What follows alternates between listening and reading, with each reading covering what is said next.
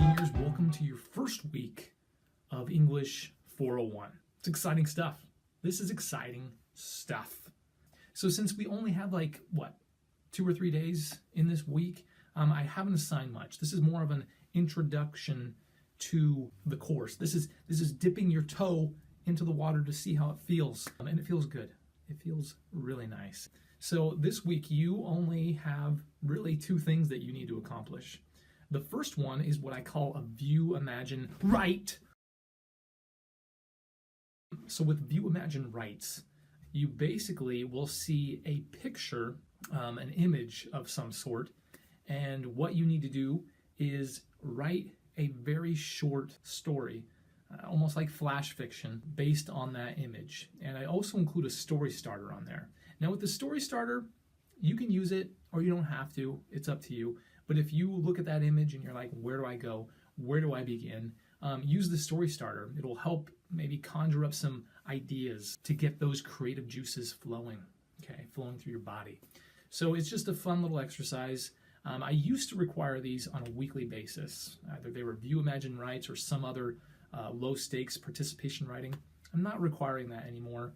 We're going to do more concentrated writing that has to do with the current lesson, and more of it. So they're going to be shorter pieces of writing based on whatever we're learning that week. So it's not just going to be random writing about whatever you want, which some of you may be disappointed. Some of you may be like, good. I felt like it was pointless. So look at the image, read the story starter, and come up with something, anything. Now you need to make sure you're writing 2 paragraphs, at least 2 paragraphs, just to make sure you're actually writing some sort of story. Now again, these stories are going to be short, very short, but I want you to have some sort of resolution at the end, or a cliffhanger, or a twist, or something, but it needs to have some sort of closure. The reader needs to feel like this story ended, even if it was on a cliffhanger. You are being graded on structure, on grammar, on punctuation, all those wonderful conventions of writing, and so not just your content, but also how you word your content and how you structure your content. The last assignment that you have this week is an introduction assignment. It's just to introduce yourself to the class. Tell us anything. Now, I gave a list of things that you could address. You don't have to address all of those. I know some students in the past have felt like they needed to answer every single one on that list. You can, or you don't have to. But I want you to tell us a little bit about yourself. Again, maybe share a paragraph about who you are, what your interests are, what you like to do, what you don't like to do, and maybe it's introducing yourself to the class. I understand that, and I've accepted it, and that's okay. Do you have a job? Are you in a relationship? What's your family dynamic like? Whatever. I don't know. Do you have a dog?